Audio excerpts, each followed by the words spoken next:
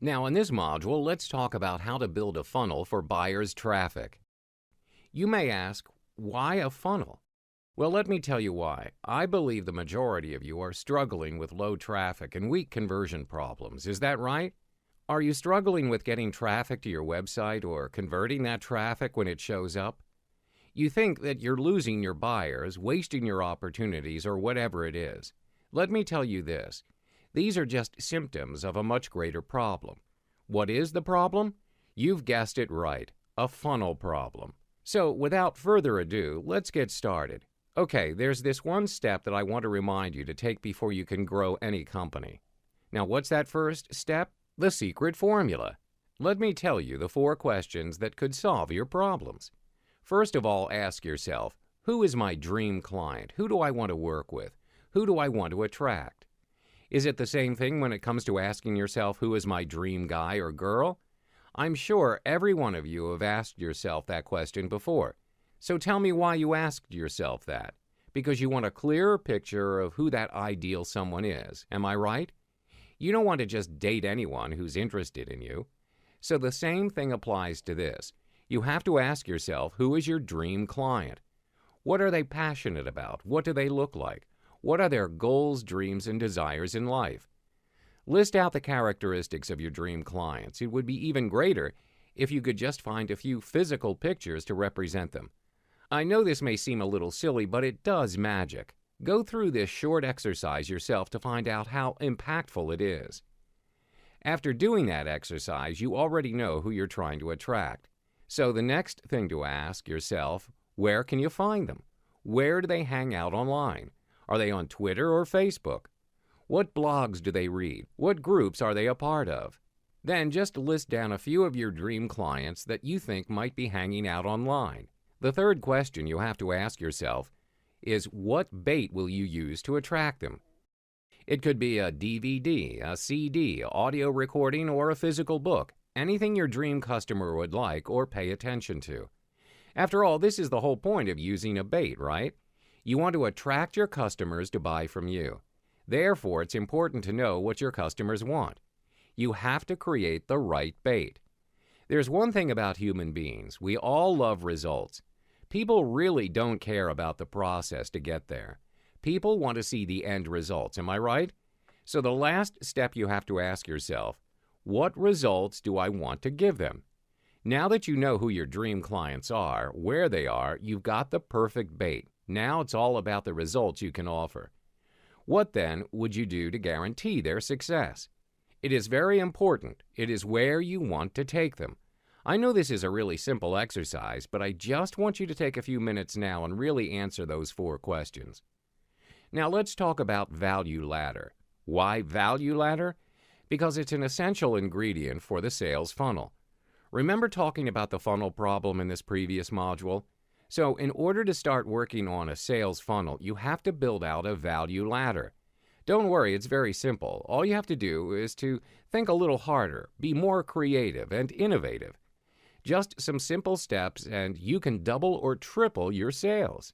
How great's that? Are you excited to know more about this? Let me explain how a value ladder works. It's pretty much like a ladder if you see how we structure it. Basically, the vertical axis shows the value of the product or services that you'll be providing, and the horizontal axis shows the price. And of course, you want to bring your dream client to the top right-hand corner of this graph. It's where the highest value is provided, which means it's also where you can charge the highest. However, in order to attract your dream clients to reach the top, you have to make sure you're using the right bait. So ask yourself, what do my customers want? What can I offer them to make them ascend the ladder? If you do it right, you'll be able to move your clients to high-end services. The higher the value you're able to provide to your customers, the more you can charge.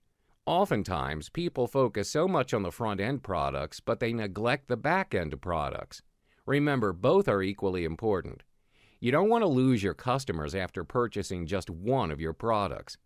If you want to beat out your competition, you need to construct a solid value ladder.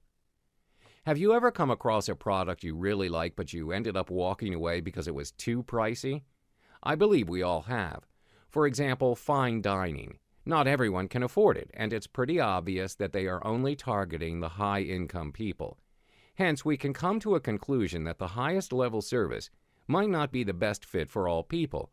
You need to provide a wide range of offers so you get to attract more customers. You need to be different from the rest. You need to build a deeper funnel with more offerings. To put it simply, you need to build a funnel that will help you do two things. Firstly, you try to attract as many customers as possible. You provide value to each of them at the unique level of services at an affordable price. Customers are willing to purchase as long as they like you, see the credibility in you, and the value in what you're providing.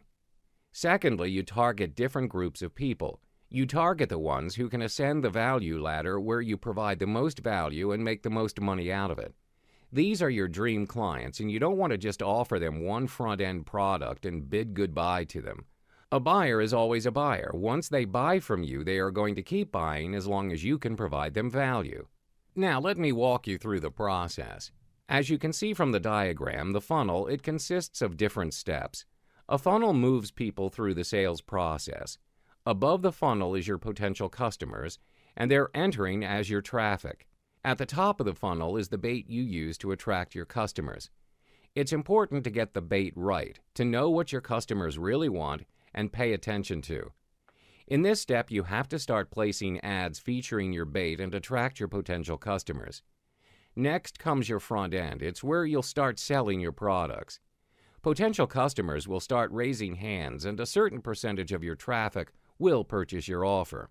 However, you do not stop there. You continue to move to the next step in your funnel. Introduce the next product or service in your value ladder. As you move down your funnel, you'll have to keep offering more value in your products or services. This is how you attract people to buy. Ask yourself, if you do not see any value in the products or services you purchase, would you still spend money getting more? Of course not. Hence, the key factor is to keep offering values and charge higher prices. As you move down your funnel, there will be lower percentage of customers attracted as compared to the front end. It makes sense, right? Although the value you offer increases, not everyone is willing to pay more, right? Trust me, continue offering more values and charge more prices as you move down the funnel. At the end of the day, what matters? Attracting your dream clients, am I right? Now, in this module, we'll talk about pre-framing. It's important for you to know the concept of pre-frame because each step in a funnel is a pre-frame for the next step. Now, for those who don't know what a pre-frame is, I'm just going to briefly explain what it is. Pre-framing is a really powerful tool that allows you to let someone know in advance what is going to happen. There are no limitations to this. You can have unlimited potential with this tool. Now the next question you may ask, why do you need to pre-frame? How can it help me solve my problems? Well, let me ask you a question. What do you think your initial action would be if you are faced with something new or something that makes you feel uncertain or uncomfortable? To reject, am I right? What about another scenario? Have you ever been dragged to an event, a party, or a seminar? You're there just because your family or friends want you to. You have no idea what to expect. You have no idea what's going on. How do you feel? Uncomfortable? Kinda lost? This is why you need a well-done pre-frame. A well-done pre-frame can eliminate potential doubt, hesitations, objections, disagreements, etc. With a pre-frame, you are giving yourself the advantage of handling challenges while they are small or even non-existent. Therefore, this tool should be used in every step of your funnel so that you can build relationships and get visitors to continue to buy from you. Building relationship is essential because people usually buy from people they like or trust. Now, that being said, it could also skyrocket your sales, whether it's the products or services you're selling. So if you spend time and effort on this, the results will follow. After all, you want to focus on the process to bring the best outcome, don't you? Now, here's my scenario that I want you to picture yourself in. If you know that you want to sell a product at a price that is slightly higher than the market price, what should you do? Pre-frame. You've guessed it right. You should bring it up first so that you can pre-frame it and allow your buyers to know in advance. Assume your buyer is a sharp business person. He must have done his homework to market research and knows what you're selling at a higher price as compared to your competitors. So how should you pre-frame it? You should tell them in advance that you know you're selling at a higher price, but you have to tell them how you're different from the rest. Can you provide more values, or is there any special packages, etc.? Because you started with pre-frame, it is more likely that the buyer will respond the way you want her to. And that's the state of mind you place someone in as they enter the next step of your sales funnel. Now that you understand pre-framing, I'm going to guide you through the 7 powerful phases of a funnel. First of all, you have to examine the mindset of the traffic before it reaches your site. In other words, you have to determine the traffic temperature. I know many of you have only paid a little or no attention to this, but it's important to know which of the 3 levels of traffic that come to your website. Is it hot, warm, or cold? Hot traffic is made up of people who already know who you are. These people are the ones who have subscribed to your podcast, read your blog, and are on your mailing list. Basically, you're going to talk to these people like your friends because you already have an established relationship with them. You can use personality-driven communication. You can share with them some of your personal stories, experiences, and opinions. Now let's talk about the second traffic, the warm traffic. These are people who don't know you, but they have a relationship with somebody you know. This is where joint ventures partnership work well. This level of traffic lends credibility to you, so people who don't know you will trust you and feel more comfortable when checking out your offers. For the cold traffic, it's made up of people who have no idea who you are. They don't know you, they don't know where you came from, they don't know what you offer, and they don't know whether they can trust you. These may be people who find you on Facebook, or maybe they stumble across your blog posts or articles. The most important thing to know is to figure out is the traffic temperature so that you can build the right pre-frame bridge, which will be covered in the next module.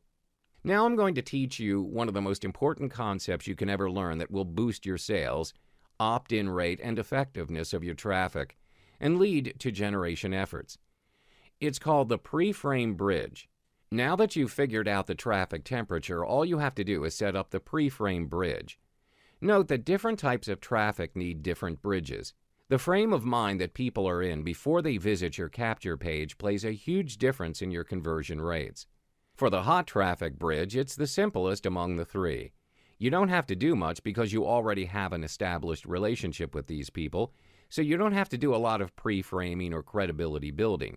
You can probably just write a blog post or send out a quick email with a link to your landing page. These people like and trust you, they already know who you are, so they will listen and do as you suggest. Now, what about the next pre-frame bridge? In the previous module, we talked about the different types of traffic temperature. Can you recall what the warm traffic is made up of? Can you guess what types of bridges are needed to get to your landing page? Of course, it's a little longer than a hot traffic bridge. All you need is a little note of endorsement from a person they trust, such as a personal email or a lift letter from a JV partner. The most important thing is to have you and your product endorsed from the list owner. It could be via email, article, video, etc. As for the third one, I'm sure you know it would take the longest. This is where a little trick comes into play. I'm sure many businesses out there are losing these kinds of customers. Why? Because they don't know how to convert these cold traffic people. Let me teach you how to set up a cold traffic bridge. First of all, you have to know that it is totally different from a hot traffic bridge. You can't just send an ad or an email and direct them to your landing page. You have to know that cold traffic people have no idea who you are. So for people who know very little about you, you have to build credibility and trust. You often need a whole separate page that they go through before they go to the landing page. This separate page is your bridge page. It should be able to provide value, educate, and also enable them to better appreciate the offer. More importantly, you have to make them convert. You don't want them to stay as your cold traffic forever, do you? Therefore, you have to put in some effort to set up the longest bridge among the 3 traffic with the goal of dramatically increasing conversions. Now, I'm going to list down a few ways to pre-frame an offer. You could do it through blogs, YouTube testimonials, and also a survey or quiz. The last one's quite interesting. Do you know how it works? Let me tell you what the trick is. Now, in a survey or quiz, people ask certain questions and get the mind's wheels spinning in a particular direction. What do you think they'll do next? Curious for answers, am I right? This is when they click over to the landing page where you reveal the answers or solutions. Now that you've covered this module, I'm sure you can really scale your business without losing any of your cold traffic. Now let's talk about the 3 ways to qualify subscribers. The goal here is to take all the 3 traffic, the hot, warm, and cold. In this case, you do not target specific traffic, but you take all the traffic.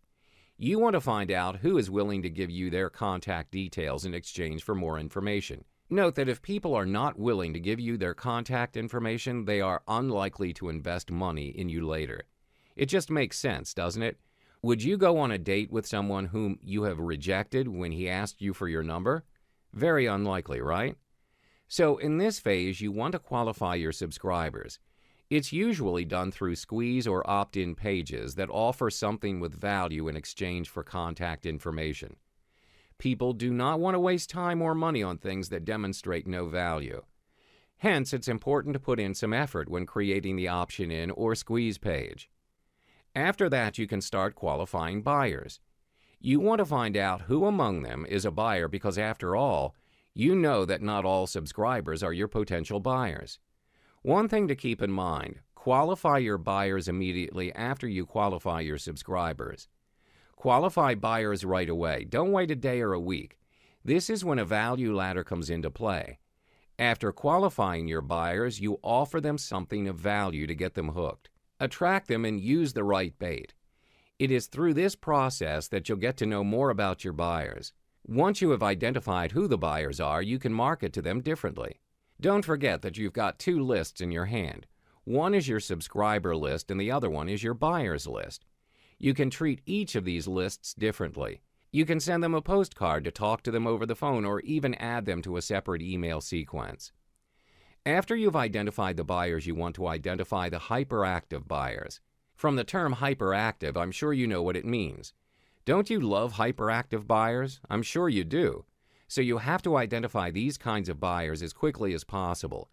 You don't want to lose this opportunity to attract such buyers. These are the people who are in some kind of pain and are willing to buy more than one thing at a time to alleviate that pain. You must identify your hyperactive buyers. Know who they are and treat them differently. Increase the chain of upsell. Ascend them through your value ladder. By identifying these kinds of buyers, your sales will definitely skyrocket. In this step, you want to age and ascend your relationship. Now, at this point, value ladders become really important. You want to provide value and help people with whatever you offer. You want them to see the value you're providing, so they'll keep coming back to buy from you, again and again. The goal is to move them up your value ladder to the very top. The last phase is to change the selling environment. You have to change accordingly. You just can't stay in your comfort zone. There are times when you have to just pick up the phone and sell over the phone or direct mail. It's even better to sell it through a seminar or live event where you get to see each other face to face. You can have the benefit of live feedback and overcome any objections. This usually applies to selling high-ticket products. Ask yourself, would you click a buy button for a $20,000 product that you see on a sales letter? Of course not, right? So when you change the selling environment, you can communicate at a different level. The best thing about this is that you get to ascend people up your value ladder, eventually ascending them to the very top level.